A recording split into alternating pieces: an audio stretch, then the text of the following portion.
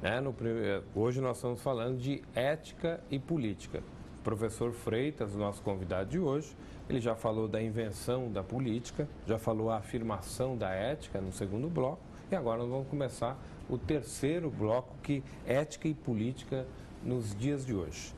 Vou aproveitar aqui, antes de passar a palavra para o professor Freitas, para agradecer ao artista, o Caio Borges, que fez o nosso cenário para a Escola do Parlamento. Essa iniciativa do curso de Política na TV é uma iniciativa da Câmara Municipal de São Paulo e através da Escola do Parlamento. Professor Freitas, ética e política nos dias de hoje. A ética e política nos dias de hoje tem sido nos terrenos mais surpreendentes da teoria social e da observação social, né?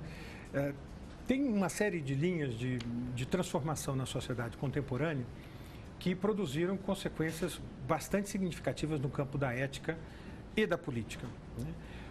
Num terreno mais amplo, eu diria para você que um fator muito importante que nós vivenciamos foi a crise do estado de bem-estar social.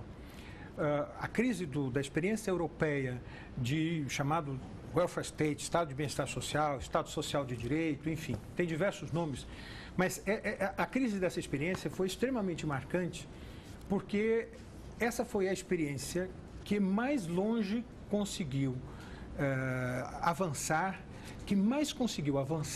e aperfeiçoar a conjugação entre liberdade e igualdade, que eram dois sonhos, digamos assim, duas ideias força que caracterizam a modernidade. Por outro lado, nós temos também a crise do socialismo real, né? A queda do Muro de Berlim. Na verdade, o socialismo não é titular exclusivo da pretensão ética e da ética na política. Mas o que aconteceu foi que a crise do socialismo real trouxe como subproduto uma grande descrença nas utopias, né? Aquilo que um autor alemão chamou de esgotamento das energias utópicas. Hoje nós vivemos um mundo desencantado com as utopias, um mundo que, na melhor das hipóteses, consegue reproduzir utopias leves.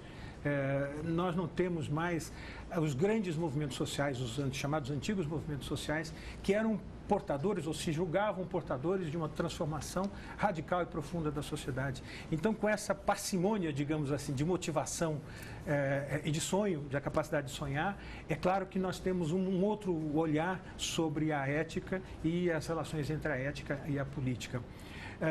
Por outro lado, a partir, sobretudo, dos anos 80, o mercado adquiriu uma tal centralidade na organização da conduta humana que passou, como nós sabemos, as relações entre atores no mercado não são ditadas por parâmetros éticos, embora exista uma ética geral do mercado, mas os atores econômicos, né, os agentes econômicos, tal como são chamados no mercado, agem segundo apetites, desejos, ambições, enfim, agem de maneira egoística.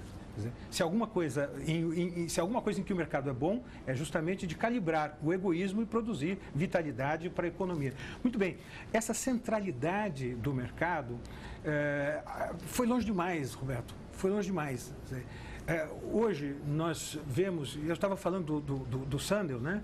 Ele recentemente lançou um livro importante chamado Que o Dinheiro Não Pode Comprar, em que ele discute alguns dos temas mais intrigantes acerca das relações entre mercado e ética.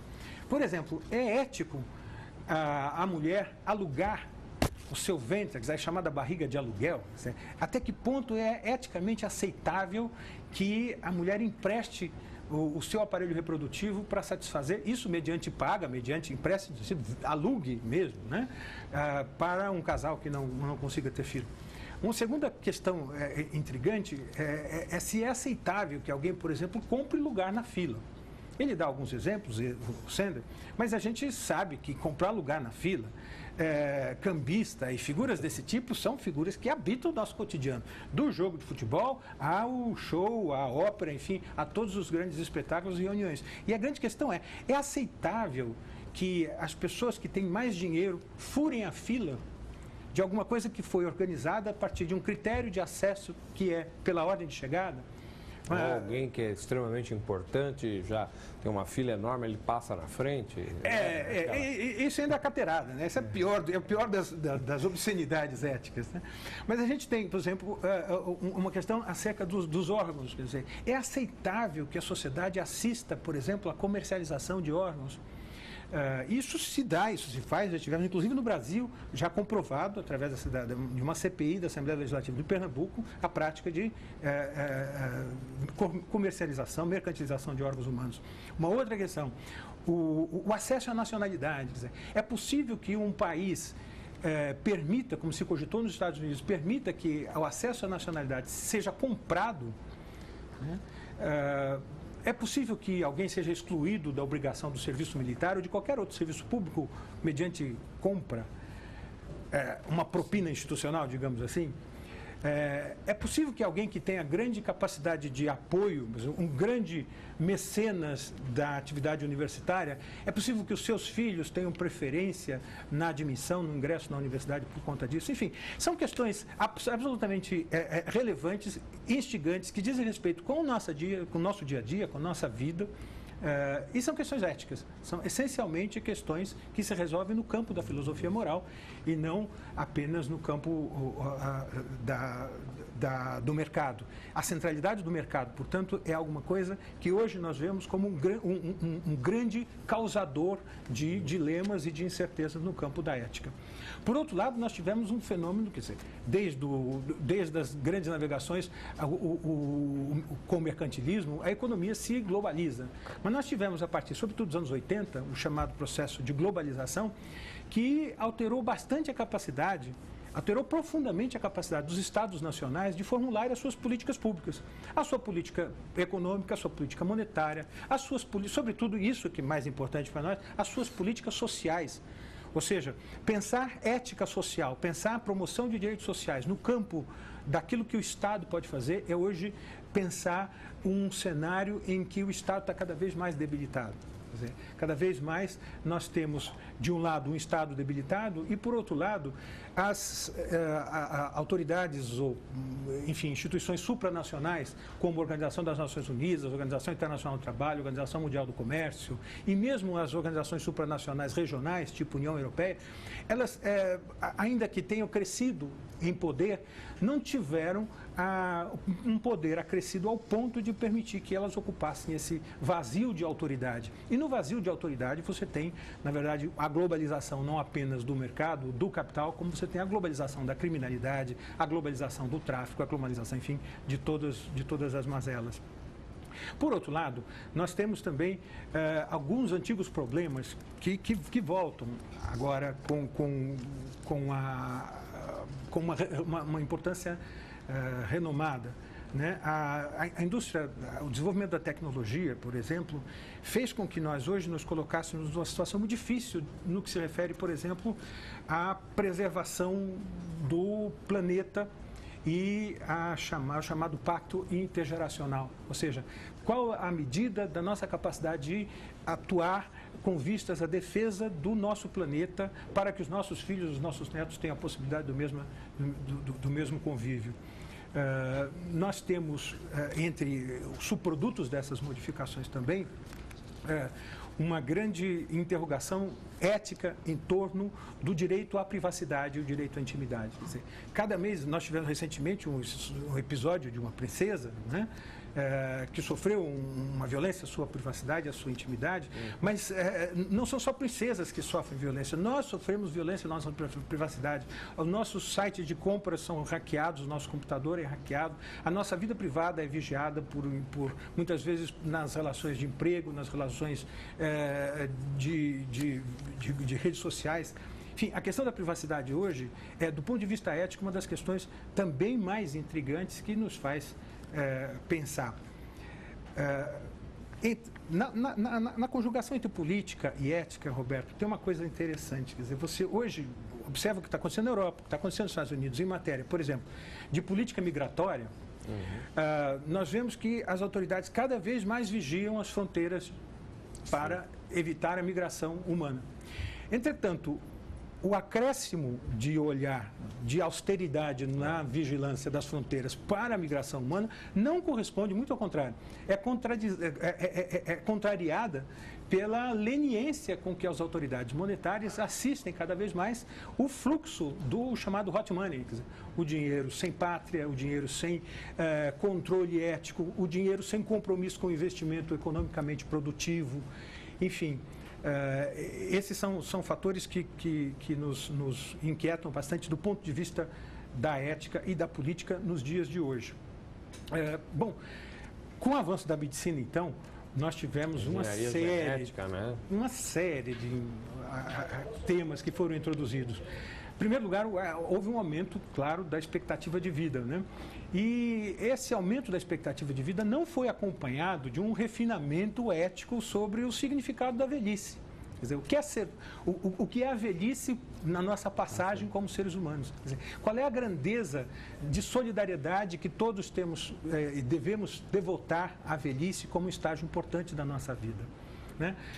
Por outro lado, você falou em engenharia genética, quer dizer, os avanços da medicina reprodutiva, por exemplo, trouxe inúmeros ganhos. Para a pecuária, por exemplo, a pecuária avançou bastante. Mas aí, como subproduto disso, a questão que se coloca, ou as questões que se colocam, dizem respeito, quer dizer, aos limites éticos sobre fecundação, parentalidade, direito ao reconhecimento da parentalidade, direito à ocultação da parentalidade. Enfim, são as questões... Aí eu vou te interromper. Agora você falou parentalidade. Parentalidade são as relações de pais e mães e filhos. Eu não falo... Na engenharia genética, ou seja, a gente pode ter um problema de gerar uma pessoa e que não está sabendo... E ela pode lá na frente se relacionar com o irmão dela, que ela não sabe que é irmão. Questões de parentalidade, que diz respeito exatamente a saber de quem ele é filho. Ou seja, e esse quem, quando fala parentalidade, é no sentido dos dois gêneros. É o pai, o gameta masculino e o feminino. Né? É só a ideia, então, de que as pessoas elas podem se relacionar com pessoas que são parentes, que têm parentesco, mas não sabem. Até o teste de DNA, a parentalidade era presumida e era, em geral, afiançada pela palavra da mãe. A partir do teste de DNA, passou a ser identificado pelo teste. Mas o que hoje está em questão não é só saber quem é o pai. Não sei se eu consigo explicar. Não, entendi. Na verdade, por causa do termo. Parentalidade, né? Porque se a gente fala maternidade, se refere à mãe. Paternidade se refere ao pai. Parentalidade é que diz respeito a ambos, né? Bom, o avanço da biotecnologia, então, abriu aí um sem número de questões acerca de até onde nós podemos fazer experiências, até onde nós podemos investigar, até onde nós podemos usar o célebre polêmica em torno das células-tronco, enfim, aquilo que se convencionou reunir, chamar de bioética. De todo modo, essas são as questões dos nossos dias e são as questões que orientam, que presidem as nossas expectativas, as nossas ansiedades. Voltando um pouco para a relação entre ética e política. Quer dizer, nós avançamos, nós no Brasil temos lutado muito para produzir esse avanço. O avanço no que se refere especificamente a uma determinada agenda, que é a agenda da moralidade do governante. Né? A agenda virar a página do rouba mais faz. Quer dizer, nessa direção nós tivemos uma série de inovações, de tentativas de inovações. Nós tivemos a lei de improbidade administrativa, nós tivemos a lei de responsabilidade fiscal, nós tivemos muito recentemente, nós tivemos a lei da ficha limpa, que é uma lei importante, que ainda está sendo, pela primeira vez, praticada, amplamente praticada no processo eleitoral, mas que de algum modo, nos permite pensar a escolha associada não apenas ao programa, às preferências, mas nos permite falar da escolha como um exercício também de validação ética do governante ou do pretendente a governante. Ou seja, quando votamos em alguém, nós não votamos apenas num projeto político, nós não votamos apenas num projeto de poder, nós não votamos apenas em propostas, nós votamos também em seres humanos que têm como principal referência a sua biografia, o seu passado. Quer dizer, nós validamos ou invalidamos passados, do seu ponto de vista moral. De modo que a lei da ficha limpa, mais recentemente, foi um avanço importantíssimo. E nós tivemos a lei da transparência na administração. Então, são 4 documentos legais muito significativos que devem ser objeto de observação atenta de todos aqueles que se preocupem com as relações entre ética e política no Brasil. Hoje você viu ética e política. Até a próxima aula.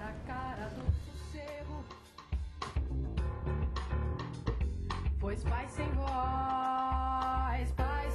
voz, não é paz, é medo. Às vezes eu falo com a vida, às vezes ela quem diz qual a paz que eu não quero conservar pra tentar ser feliz. Às vezes eu falo com a vida, às vezes ela quem diz qual a paz que eu não quero conservar pra tentar ser feliz. A minha alma tá armada e apontada para